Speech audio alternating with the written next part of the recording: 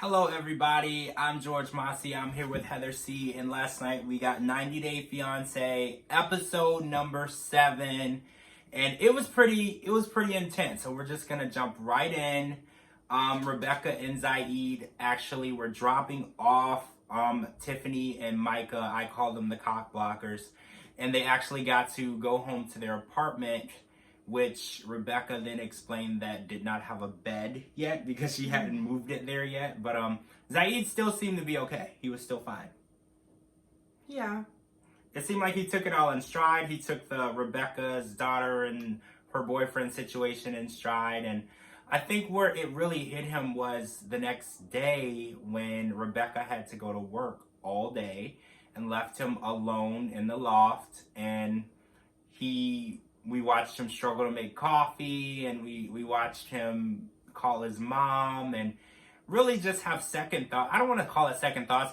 I feel like he felt homesick to fly 20 hours to go somewhere and then be left alone pretty much immediately. I felt like he felt alone. I felt like he didn't really have anyone to talk to, and he didn't even have anything to do, because I remember Rebecca bought an Xbox for him, but I didn't see the Xbox. I didn't see the TV. I didn't see any of that. So I'm assuming that... Maybe it's with the bed. Right, it's wherever the bed is, so... I mean, maybe he was just feeling that way because he was by himself. I mean, you're in a country where you don't know anybody but your significant other. Clearly, her family is not for him, or at least it doesn't seem like it. They seem like the parents, and she seems like the teenager, but... You know, I think when you have time to be alone with your feelings and your thoughts, you have a chance to miss stuff. I think if she would have planned her vacation time better, being the manager, then she could have spent time with him. And then he probably wouldn't have had a chance to really be homesick, because they could have probably did things together, explored the city or whatever. So I think maybe just a little lonely because he was by himself. Yeah, hopefully that's what it was, because after he FaceTimed his mom, the second Rebecca got home, he said, I want to plan a trip back home. And Rebecca informed him that on a K-1 visa, leaving the country before the visa has been validated is not an option. It's a minimum of a year that he would have to wait in the country, and he didn't seem okay with it, but he seemed okay with it. You notice that Zaid kind of has a way of just saying he's okay with things, but the look on his face, it shows you that he's not really okay with it. He's one of those people. So we're just going to have to see how that goes, and hopefully Rebecca can plan some time with him outside of work. He just got there. Hopefully next week we'll see some actual date night type activities. She needs some new merchandise too. All her t-shirts are from the last time you visited. We didn't see any of the t-shirts or candles, or he wasn't on the refrigerator. I was kind of shocked. Actually, I was. All right, so let's... stuffed animals. Yes, he did. They did buy matching stuffed animals that were on the refrigerator, which they looked just like them, and they were anime characters. That was pretty cool. Yeah. Rebecca's really cool. I like her style. She does some cool stuff. Yeah. All right, so Andrew and Amira. So we watched Andrew last night. He was stuffing his face with some burgers and fries and soda, talking about how he felt so powerless while Amira was detained. And we actually got to see what happened after the detainment. It feels like this has been going on for weeks. We just knew she was detained, and then we had to wait 2 or 3 episodes to see what happened. She was released. Well, I don't want to say released. She was deported and put on a plane to Amsterdam and then eventually to Europe. And she has not, as far as we can tell, made it to the U.S. other than the first time when they met in Vegas back before her visa process started.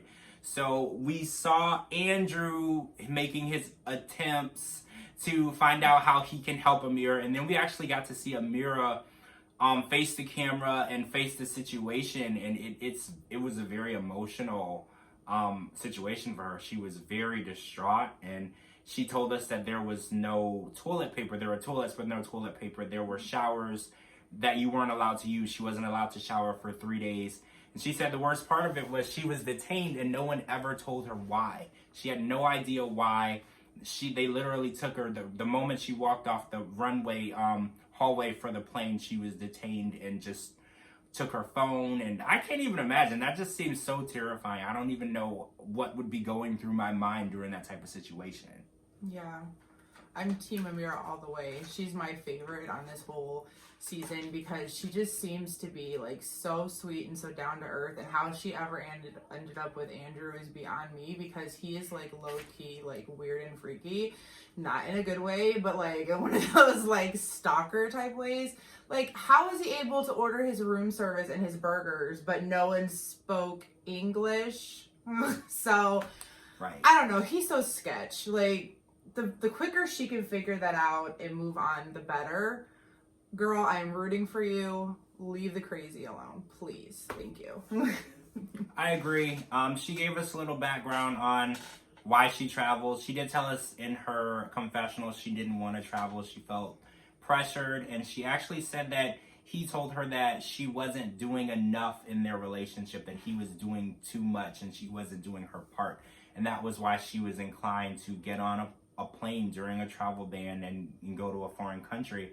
And what really bothered me was on this part, in the preview for next week, he said, well, now that I know where she is, we're going to have to try this again in another country. And that rubbed me the wrong way, because what she had been through, the last thing he should want to do is put her on another plane to another foreign country and not know what the outcome will be. He's just selfish.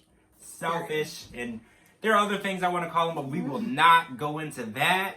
All right, so Tarek and Hazel we saw for a little tiny bit last night, and they were going out during a pandemic lunch. But it was kind of a pre-pandemic lunch for us, because Hazel said that in her country they were all full mask, full pandemic. But when this was filmed, we were in the beginning of the pandemic, so wearing a mask was still new, and they were still able to eat at a restaurant, so things were pretty early on. And they discussed their girlfriend situation, and obviously Hazel brought up the fact that she had been going through Tarek's phone, and she was aware that he had been speaking to Minty, and Minty is the girl that they had a throuple with.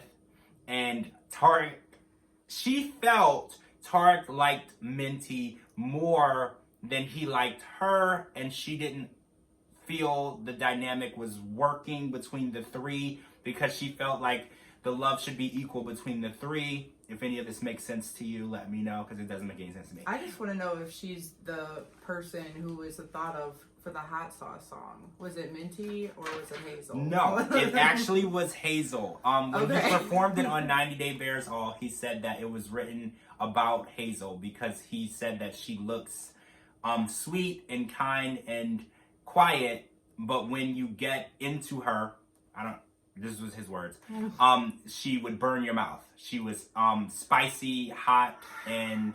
Too much information. Should Yes. have never asked that question. My fault. Yes. So if you watch 90 Day Bears All, you know exactly what I'm talking about. If you didn't watch it, that was what was discussed after his performance, because Sean Robinson had to know, who are you talking about? And that is the explanation that he gave. So I'm hoping that things work out between them, because there seems to be a lot of issues. The Minty issue, and her son that's still in the Philippines that she's trying to live her life without right now, which I think for any mother would be just downright impossible to do, especially now that she's helping raise Ari. There's just so much going on for her, so I hope that their relationship is going to last, because there's a lot of cards stacked against them, and I'm just hoping that things start going their way very soon.